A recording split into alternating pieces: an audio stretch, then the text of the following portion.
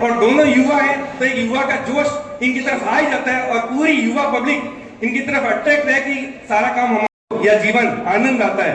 नहीं तो जीवन गुलामी लगती है और जीवन गुलामी में जीवन जीने का मजा नहीं आता है। आपका स्वागत अभिनंदन करें लघु उद्योग मंडल के कार्यकारिणी के सदस्य एवं सीडीपी ट्रस्ट के कार्यकारिणी के सदस्य सभी महानुभावों से। श्रीमान कैलाश जी चौधरी और अरुण जी चौधरी से कृपया आप नीचे की ओर दिया जाए तो वो और भी सुंदर है। धन्यवाद, बहुत बहुत धन्यवाद।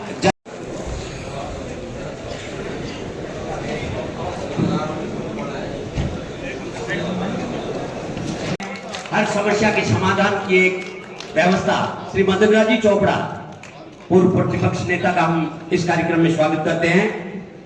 भाजपा समाधान जब प्रधानमंत्री जी कहते हैं कि हमें ऐसी बाधाएं भी नहीं रखनी है और जल्दी से जल्दी हमें अपने उस अचीवमेंट को प्राप्त करना है, 47 तक विकसित भारत बनाना है, तो हमें व्यापारी हो, चाहे वो किसान हो, चाहे मजदूर हो, चाहे कोई भी हो, उसको हमें तुरंत कैसे सपोर्ट कर सकते हैं। आप एक उदाहरण के लिए छोटा सा उदाहरण देता हूं।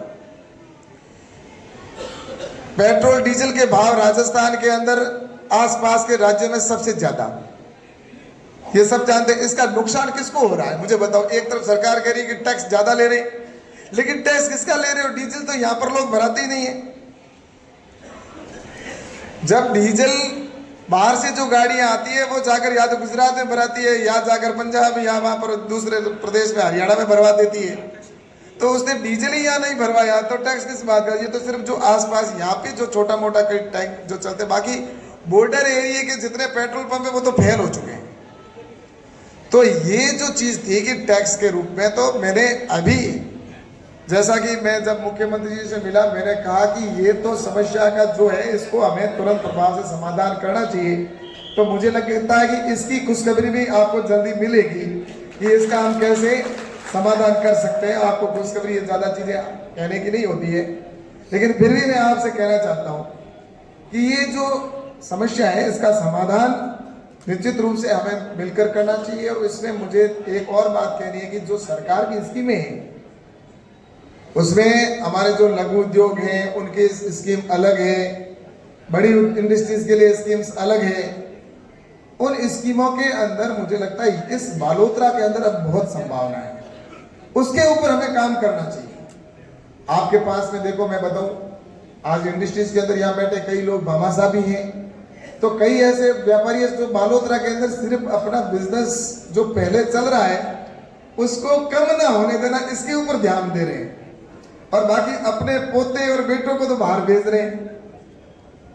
किसी को सूरत भेज रहे हैं, किसी को बॉम्बे भेज रहे हैं, किसी को हैदराबाद भेज रहे हैं, वहां पर बड़ी बड़ी इंडस्ट्री लगाकर बड़ा बड़ा काम कर रहे हैं, या किसी और सेक्टर के अंदर भेज रहे हैं कि आप उस सेक्टर के अंदर जाओ। लेकिन यहाँ पर तो जो बुजुर्ग हैं जिनका बहुत वर्षों से जिनका काम चल रहा है, तो बस जितनी सेल हो रही है उसमें से अपने कम ना हो जाए, अपने गुजर बसर यहाँ पे हो जाए और अपने को बालोतरा छोड़ना ना पड़े, ये झूठे नहीं हमसे। ऐसे जो है वो इस बालोतरा के अंदर जो चला रहे हैं, लेकिन हमारी युवा पीढ़ी भी मैं चाहता हूं कि यहां से जाए नहीं, क्योंकि बालोतरा के अंदर बहुत स्कोप है। मैं आपको ये पश्चिमी राजस्थान के अंदर अपन अगर राज्य सरकार की तरफ से जो सपोर्ट की बात की गई है वो तो मैं निश्चित रूप से प्रयास करूंगा। अपने पास में क्या हमने कभी सोचा कि इतना बड़ा प्रोजेक्ट यहाँ पे लग रहा है रिफाइनरी, और उस रिफाइनरी से 135-36 प्रकार के बाई प्रोडक्ट निकलेंगे, और उसमें इतना मार्जिन है, कपड़े से भी ज्यादा मार्जिन है उसमें। और वो इंडस्ट्रीज के ऊपर कभी हमने ऑनलाइन बैठकर भी रिसर्च किया, सर्च किया क्या? हमने कभी इसका किस तरह से एक्सपोर्ट होता है, कैसे प्रोडक्शन होता है? दूसरे लोग आकर यहाँ पर इंडस्ट्रीज कर लेंगे, दूसरे लाकर यहाँ पर रिको में जमीन खरीद लेंगे, वो अपना काम शुरू कर देंगे, लेकिन हम देखते रह जाएंगे और अपने को बस कपड़े के अंदर बैठे हैं। तो कपड़ा भी अच्छी बात है, अपनी मोनोपोली है, बालोतरा का पॉपुलर दुनिया में कहीं नहीं मिलता जैसा है हमारे, उसके ऊपर तो अपनी पकड़ है ही। ये भी मैं नहीं कहता कि आप छोड़ो, लेकिन अपने एक बेटे को उसमें डालो तो सही। एक बेटा कम से कम उस सेक्टर के अंदर जाए जो इस पेट्रोलियम पदार्थ जो है उनके ऊपर हमारे आने वाले समय में इसके इतने, अगर इंडस्ट्रीज भी कोई आएगी तो उसके भी आगे और काम होगा। सिर्फ एक इंडस्ट्रीज आएगी तो भी उसके भी कहने तौड़ी के 13 पौने महीना और भी तो पाड़ है, कई चीजों चीजें करें। तो ऐसे सिर्फ आप ये न सोचो कि सिर्फ रबड़ बनाने के लिए फैक्ट्री ही लगेगी, प्लास्टिक बनाने वाला, या फिर हम प्लास्टिक से क्या करेंगे, लेकिन प्लास्टिक का उत्पादन करने के बाद में उससे खिलौने बनते हैं, उससे कुर्सियां बनती है, उससे कई प्रकार के टेबलें बन जाएगी, बेड बन जाएंगे, उससे कई प्रकार की मशीनरी जो और बन सकती है, कई प्रकार के प्लास्टिक से कितने आइटम बनेंगे। तो इस तरह से यहाँ जो प्रोडक्ट निकलेगा इससे हमारे दूसरे लोग कमाएंगे, हम फिर पीछे से उसको पकड़ेंगे, और पीछे से पकड़ेंगे तब तक वो अपने आगे वाले तो आगे ही जाएंगे। तो अपने इस प्लास्टिक से संबंधित या जो इससे बाई प्रोडक्ट जो बनते, हमें, मेरे को तो यहाँ पर जैसे अधिकारियों ने खुद ने कहा कि यहाँ पर आपको इतना प्रोडक्शन होगा, इस यहाँ पे इस इंडस्ट्री लगेगी कि आपके यहाँ पर आप जितने रोजगार देना चाहते हो रोजगार दे सकते हो। और इसके लिए मेरा यही कहना, मैं सरकार से भी कहूँगा कि जिस तरह से गुजरात के अंदर गुजरात वाइब्रेंट लगा था और उसमें इतने इंडस्ट्रीज के लोग आए थे, तो वैसे ही अपने यहाँ पर भी क्या हम बालोतरा बाड़मेर के लिए वाइब्रेंट ऐसा करके व्यापारियों को बुला भी सकते हैं, या हम बाहर जाके सीख के आके अपनी जमीन लेकर कम से कम वहां पर वीको के अंदर जमीन लेके वहां पर कुछ करें। तो ये एक मुझे लगता है कि इसके ऊपर कभी सोचना चाहिए, बैठकर मंथन करना चाहिए, आपस में चर्चा करनी चाहिए, क्या हम इस रिफाइनरी का लाभ ले सकते हैं। वरना तो ठीक है, अपने युवाओं को भेजते जाएंगे बाहर, वो अपना बिजनेस करेंगे, फिर वहीं के रह के हो जाएंगे, एक पीढ़ी उसकी जाएगी, दूसरी पीढ़ी, तीसरी पीढ़ी में, चौथी पांचवी पीढ़ी में आप और हम सबको बालोतरा को भूल जाएंगे।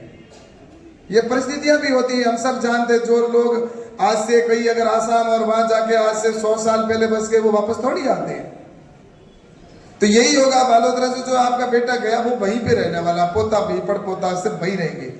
लेकिन अपने यहाँ पर जमीन भी है, अपने यहाँ पर संभावनाएं भी है, अपने यहाँ पर एक स्कोप भी है। तो मैं ज्यादा समय नहीं लूंगा आपका इस विषय पे, लेकिन मुझे लगता है कि इसके ऊपर एक एक्सपर्ट टीम, हमारी आईआईटी किए हुए लड़के यहाँ पर अपने व्यापार जुड़े, कई ऐसे बहुत अच्छा एजुकेशन प्राप्त किया इन्होंने, लेकिन उनको एक इस साइड के अंदर ऐसी एक टीम अपने युवाओं की, या जिसमें युवा भी हो, जिसकी सोच बड़ी हो, या इसमें अनुभव वाले हैं, ऐसे 15-20 जनों की एक सिर्फ इसके लिए अगर टीम बना दी जाए और कहे आप इसके ऊपर स्टडी करें और इसका रिजल्ट क्या आता है, फिर एक दिन प्रेजेंटेशन करेगी इससे इतना है। और इसके साथ ही जरूरी नहीं है कि बाहर जो काम करने वाले हैं उन उद्योगपतियों को यहाँ पर बुला सकते हैं, अपन उनसे सीख सकते हैं, पूछ सकते हैं कि ये कैसा है, क्या है, वहां जाकर बात कर सकते हैं। हम 10-15 जनों का ग्रुप बनाकर जाकर इससे जुड़ी हुई इंडस्ट्री से जुड़ के आए, क्या एक्सपोर्ट होता है, कैसे इंपोर्ट होता है, इन सारी चीजों पर करेंगे तो मुझे लगता है कि एक युवाओं को रोजगार भी मिलेगा और हमारे इंडस्ट्रीज के लिए एक जो पंख लगने चाहिए, ये पंख भी लगेंगे। और जिस तरह से एक गलती से बंगाल के अंदर देखा होगा आपने, पश्चिम बंगाल के अंदर एक सिर्फ नैनो जो टाटा वाले का था, उसका प्रोजेक्ट जिस तरह से विरोध किया, और उसके बाद वहां के व्यापारियों ने जिस तरह से वहां के लोगों ने अन्य प्रोजेक्ट जो व्यापारी थे उनका बड़ी बड़ी इंडस्ट्रीज का विरोध करके और उनको भगाया, उसका ये परिणाम रहा कि आज वहां कोई जाना पसंद नहीं करता, बंगाल के अंदर कोई बिजनेस करना पसंद नहीं करता। और वही मोदी जी ने उनको उस समय कहा आप यहाँ पे आइए, हम आपको सारी सुविधाएं देंगे।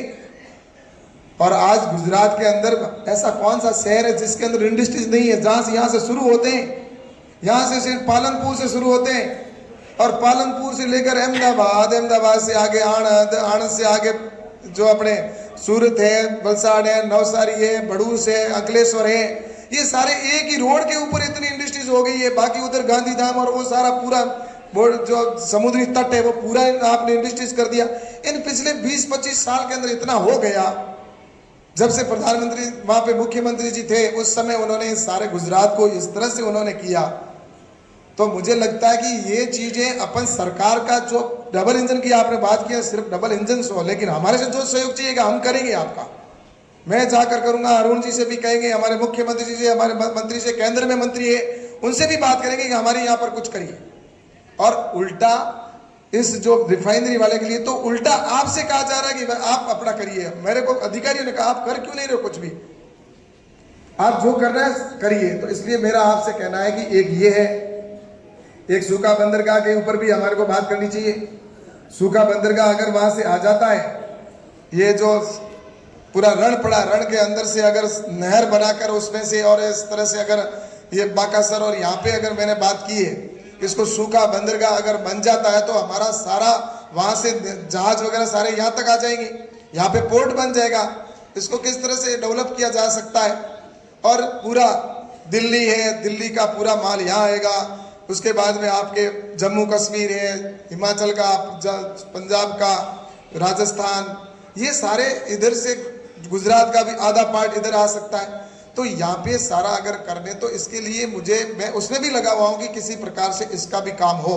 तो मैं तो आपसे यही कहना चाहता हूँ कि हमारे एक तो आप अपनी टीम को इसके ऊपर रिसर्च करने के लिए कि हम इस रिफाइनरी में से कुछ क्या कर सकते हैं, कितने बाय प्रोडक्ट बन सकते हैं, क्या हमें इसमें प्रॉफिट है और कहाँ इसका एक्सपोर्ट होता है, कहाँ हम इसकी मार्केटिंग कर सकते हैं। इसके लिए अगर आप करते हैं तो मुझे लगता है कि एक बहुत बड़ा भविष्य की पीढ़ी के लिए आप काम कर लेंगे।